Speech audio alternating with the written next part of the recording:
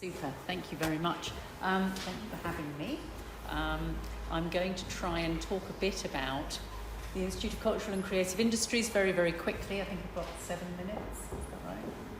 Or 8? And some of you know it very well and don't need to hear some of this, but I'll just go through it quickly. I'm also going to say a little bit about my own research, but mainly it's the research and the more general practice, I think, of a large group of people at the university. So this is the kind of thing we do. That's me, and that's some of the things that I do, but I'll come back to that in a minute. It's me a few years ago, it has to be said. And then we've got a couple of other people who, again, some of you will know. So this is David Sefton, he's our Director of Cultural and Creative Projects, and he's the main programmer for the Institute. And these are some of the other things that he's been programming across a very long career over 3 continents. So again, it's that international angle that's important there. And this is Jim Ang, who's Deputy Director on the academic side, and he's a computer scientist, and he works on AI, VR, AR, and really trying to get that configuration of the creative and the digital, and the relationship between technology and creative practice, which has been in the news a lot recently, largely because of ChatGPT. But just thinking about how that can help us here in some of the work that we want to do. I should point out that's Jim on the top left, not the lady having a lovely time in the VR headset on the right, just to clarify.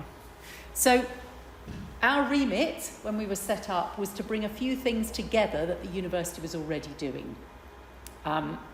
Research and teaching offer in cultural and creative industries, which includes everything that happens in architecture, across arts and humanities, across social science, and also across some of the work in science, particularly in computing and digital art. And then our arts and culture offer as a university. So that had mainly, when we were set up, been based in the Gulbenkian Arts Centre on the Canterbury campus, which some of you may have visited. Increasingly, we're thinking about that in a Medway context, and hopefully one day in a Paris context as well, and we could all go over there for a day trip. But at the moment, thinking about Medway, we're bringing some of that programming work, some of that festival work into Medway, particularly around the children and young people offer. And then our regional leadership and the piece about civic engagement. So our remit was to bring those things together and not to work like part of a university. So to do things quickly, to do things in communities and with industry partners, and to be really responsive to what we were hearing and outward focusing. So that is what we try to do. I'm not going to say much about creative industries. I think most of you are very well aware that it's a really important set of industries for our region, in Medway in particular, and in the estuary in more general terms. It's a really big employment opportunity and an opportunity for the country as a whole, really. An industry that's growing at an exponential rate, and one where we have a real competitive advantage. So for us, thinking about our students and employability, but also thinking about our local communities, it's a really vital area. And then more specifically, the estuary production corridor, about which a little bit more in a minute, and what can we do to shape that up? So people keep saying, which creative industries are you looking at in particular? Well, we've got an answer to that, but that's up to us as communities, really, to think, what do we want to be doing here? What do we want to be doing more of? What do we have as unique advantages in this region that we can really grow? So just some of the elements of ICCI that might be useful to us in our thinking. We have a set of associate artists who we work with. And they are people who we program their work, it comes on in the venues, but they've also undertaken to work with us in a deeper way, and that means working with our students and with our communities. Top left there is Aoi and Esteban, who are our digital artists in residence on the Chatham dockyard, or I should have said ICCI is based on the dockyard at Chatham, and they do incredible things. I just struggle really to to explain exactly what it is that they do, because they started off as dancers, but then anyone who's been looking at their work on the dockyard recently may have got inside a structure made of sellotape. And also they run coding labs for people from California and across the world. So there you are, that's what they do. We can draw on the expertise and the brilliant creative potential of these guys. Festivals and large-scale community engagement. We did programme the visit of Amal to Canterbury, which was a really uplifting, wonderful experience. A real community engagement triumph, I think. A very, very happy day. And we run the Boying Festival. So Boying is a family festival. It is spelt with a small b, a large O and an exclamation mark, which causes typographical issues, but it's fun, and it's for all ages, all family ages. That's at the moment on the Canterbury campus, the end of August, but this year it's coming to Medway for the first time. So again, building that up. It's got a huge following in Canterbury. How can we build that kind of work, free family festival work in Medway? Working with young people, so Gulbenkian ICCI now is a national portfolio organisation with Arts Council for its work with young people. And that work isn't just about giving them creative skills, it's about enhancing their creative leadership. We want young people to be leaders of creative practice in our communities, because if they're not, then those creative practices and those opportunities are not going to be available for them in the format that they want to engage in. So that building up of leadership, really, really important. But also skills, so Tech 31, Screen 31, it's part of the ecosystem in our region of creative skills development. Then we've got 4 specialisms that we try to pull together from the work that's going on across the university that look at that intersection between tech and creative practice. Creative tech in general, so how do we develop the technology so that it suits and works with creative industries rather than working against it by taking the jobs of writers and musicians. That's fine, we can do that with AI. How do we make that a positive experience? Heritage and placemaking, which I'll say a little bit more about in a sec. Arts and health, which I've talked to several people here about in the past, and creative education, and really guaranteeing those pipelines through creative practice. The creative industries sector piece that came out from the government last week or the week before, where Rishi Sunak was saying, yes, we're going to invest in a creative careers pipeline. What we're going to do is teach kids maths to the age of 18. Now, there may be a few other things that we also need to do if we're going to guarantee that skills pipeline. So thinking about what creative education is and how we can make it better.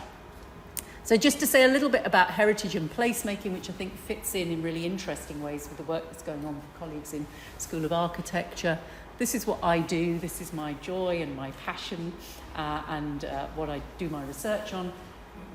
Trying to think about how we turn what some people, weirdly, find not that accessible evidence into a real sense of place and engagement with the history and the past of our societies. So taking textual evidence like this, printed works, thinking about what's produced locally, coming out in print. I worked around the 16th, 17th century, which is when the creative industries was just coming into fruition. People started to pay to go to stuff for the first time. Thinking about material culture, wonderful material culture around here, still in situ, hiding in people's houses, largely unknown about before it disappears. These are some wall paintings, the one on the right's from Sandwich. Blessed are the meek, for they shall, and then on the next panel, inherit the earth. And archaeological deposits. These 2 are from Canterbury, just showing how incredibly multicultural our societies have always been in their material culture and their personnel. And then turning it into, this is a virtual room which you can walk around, kind of room where Shakespeare or Marlowe might have written their plays.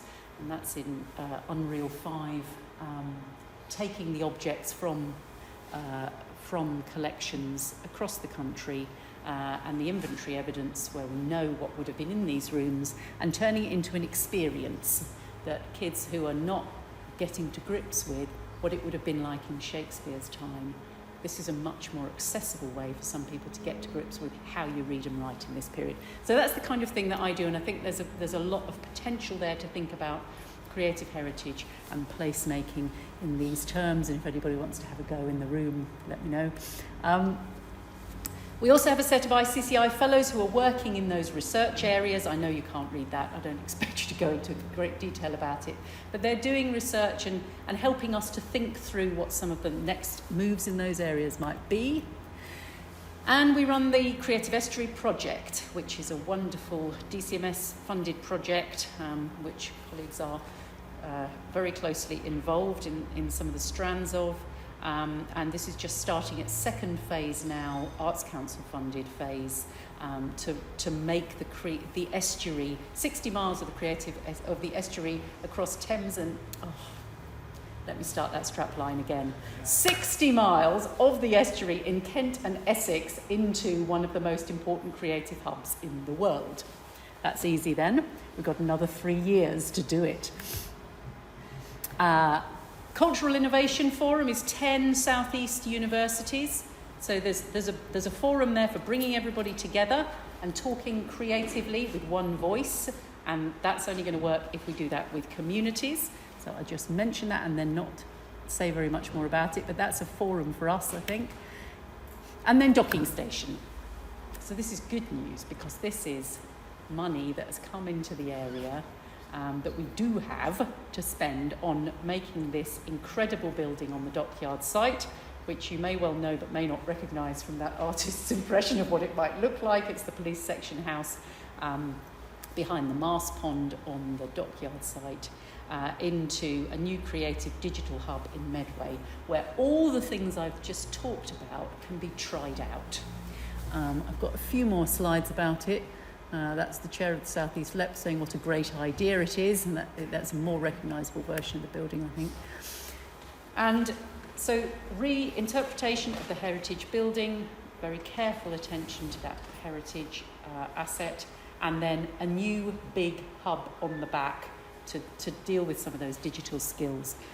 There'll be a cafe, obviously, because there's no point in opening a building unless it's got a really good cafe in it, but somewhere for people to meet and to come together to have those creative discussions. Co-working spaces, incubator, accelerator support for local SMEs to grow, flexible teaching spaces for skills development, and then virtual digital production spaces, studios. For commercial hire, so that we can bring commercial expertise in here and we can get people working with young people and indeed old people like me who want to learn new skills, working alongside those creative professionals, but also grow the next generation of creative professionals. If anybody wants to know the kind of kit that we are trying to get somebody to sponsor us to put in it, that's up on the screen now. But a lot of immersive technology, and I think, thinking about the potential of that in all those areas of research is really important. And that's the artist's impressions of the wonderful jungle-like space that will surround the building. So that's some of the things we do, and some of the offers that can be made for working together. Live programme festivals, children and young people, skills and cultural leadership, expertise of associate artists and fellows, Cultural Innovation Forum South East, Docking Station, Creative Estuary, and the research specialisms. And I've started saying what I do is digital storytelling, because it's a different way of talking about working with documents, and it makes it sound more exciting, apparently. But there we are. That's that. I'll leave it there. I think that was longer than 7 minutes.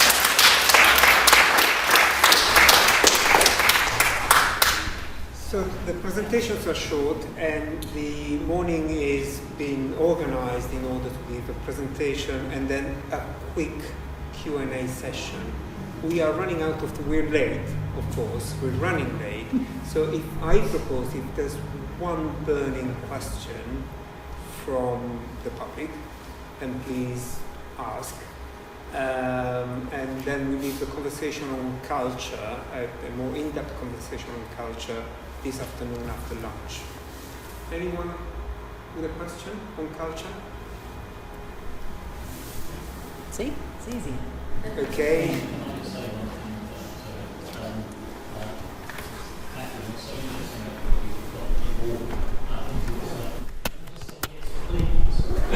What's that? So all those things you put on board, because they're so relevant actually for the things that we're trying to achieve in Medway. And many of the techniques and things you're talking about there, we always struggle with design teams, professional design teams on projects, to get enough baseline research and good quality information to drive them. They're often not commissioned to undertake that sort of work.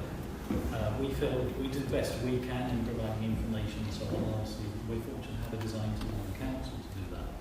But many of the things you're talking about there, if that sort of depth of knowing and also the sort of assets are somewhere and accessible through the through ICCI and so on, I think that would be an enormous benefit.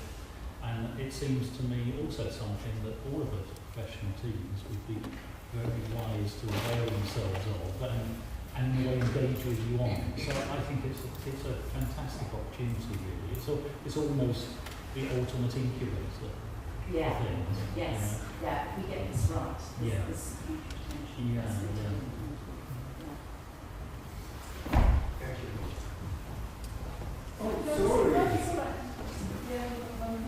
I think what comes across so importantly in these conversations is the opportunity to really amplify the creative from individuals up to our shareholders, particularly the creative sectors that are able to translate complex stories and plans successfully, and to invest in that, and that means paying them. And I think that this is a real significant drive for the value of that control. Yeah, and you know, Docking Station has had a lot of government money invested in it, and it's up to us now. You know, that's ready to get started. It's up to us to make sure we make the most of it, because I don't want to be sat in there on my own. The real potential all that can do exciting things with it for the community, because that's the whole point. Kathleen, if I could just add one last thing, so is that in an era, in a time now where government and we are taking on this project as well, is across the country, the digital economy is becoming so much more prevalent. The things you're talking about have ever more application, actually. So there's a real connect between digital planning and talking. Yeah, that's all sorts of